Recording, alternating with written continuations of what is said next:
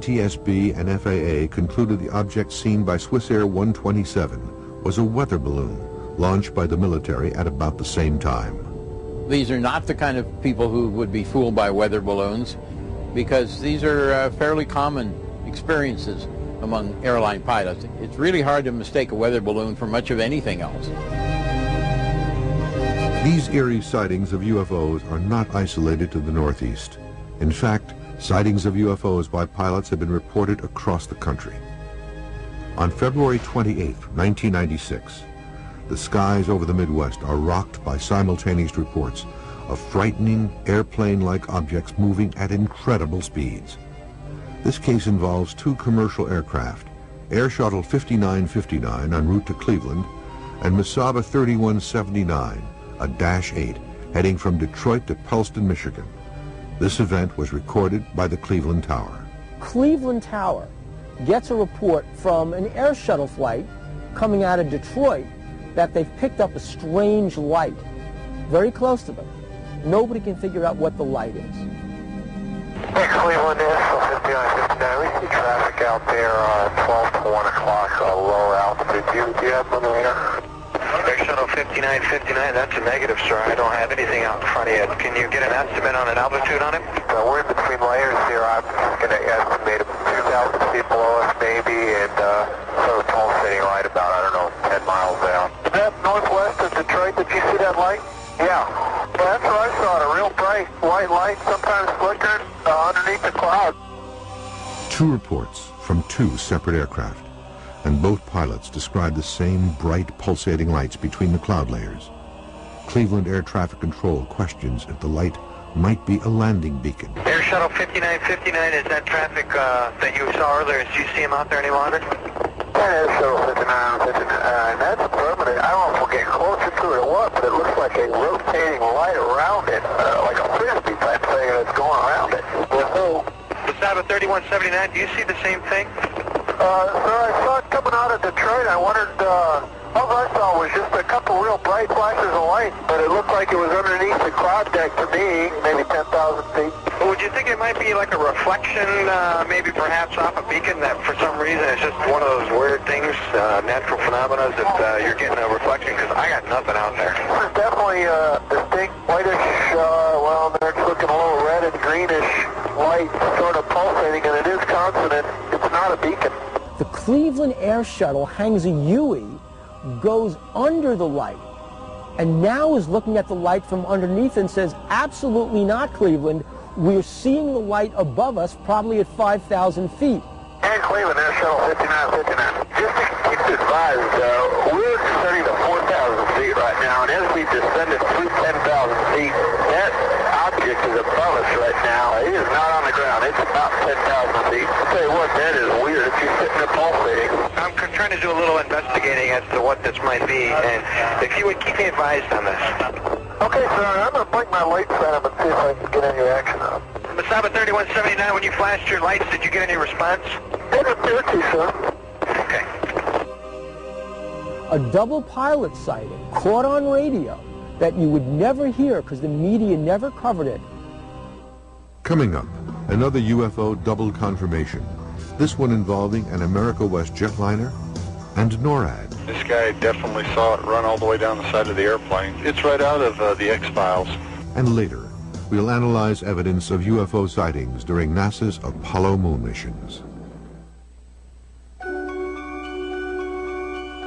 On May 25, 1995, an exceptional UFO-related event occurs more than 7 miles above Earth. An enormous, fast-moving UFO was witnessed by an America West Airlines crew.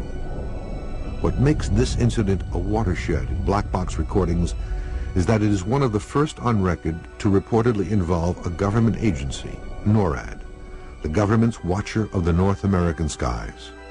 This 1995 America West Airlines case, the government got involved briefly. Somebody with air traffic control told the crew, one of the crew members, that they had been in touch with NORAD, which had briefly confirmed radar tracking of something in the area and then later denied it. The Air Force confirmed that there was an object, and especially the NORAD, the North American Air Defense Command, Yeah, we detect something.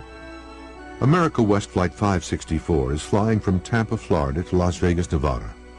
Captain Eugene Tollefson and First Officer John Waller are in control, cruising at 39,000 feet above Bovina, Texas. All is normal until 10:25 p.m. when the pilots see a UFO just below them at 30,000 feet. The actual recordings between Flight 564, Albuquerque Air Traffic Control, and NORAD were recently obtained by the History Channel. Okay, Cactus 564, say again. There's nothing on their radars on the other spinners at all on that particular area, that object that's up in the air? It's up in the air. Affirmative. What's the altitude about? I don't know, probably right around 30,000 or so, and it's with a strobe, it starts from going counterclockwise, and the length is unbelievable. The pulsating object is reportedly over 400 feet long, yet invisible on radar. This prompts air traffic control to contact nearby Cannon Air Force Base radar operations in Clovis, New Mexico. Cannon, go ahead. Hey, guy at 39,000 says he sees something at 30,000 that the length is unbelievable and it has a strobe on it. Uh-huh. This is not good. What does that mean? I don't know. It's a UFO or something. It's that Roswell crap again.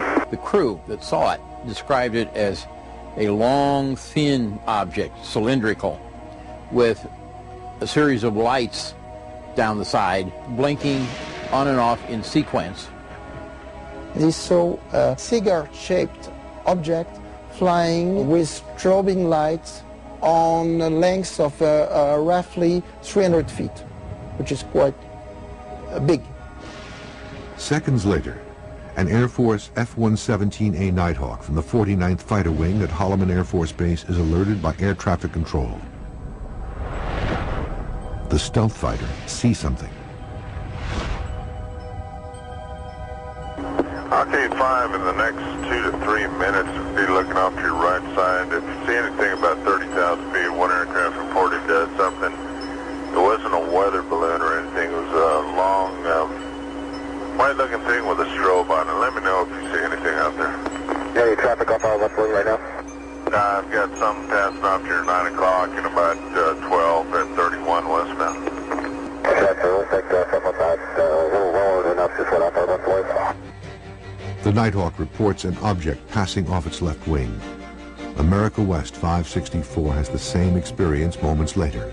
The object moves dangerously close to both aircraft. The anxious America West crew contacts Albuquerque Air Traffic Control again.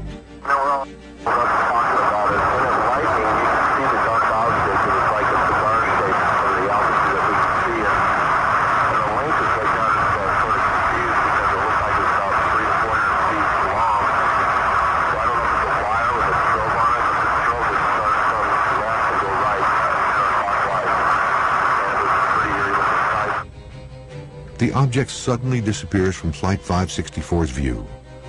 Then a concerned Albuquerque Air Traffic Control contacts NORAD's Western Air Defense Sector headquarters at McCord Air Force Base in Tacoma, Washington. I've got something unusual, and I was wondering if you all happen to know of anything going on out here. I had a couple of aircraft reported something 300 to 400 foot long, cylindrical in shape with a strobe. Oh. At 30,000 feet. We don't have anything going on over that I know of. This guy definitely saw it run all the way down the side of the airplane. It's right out of the X-Files.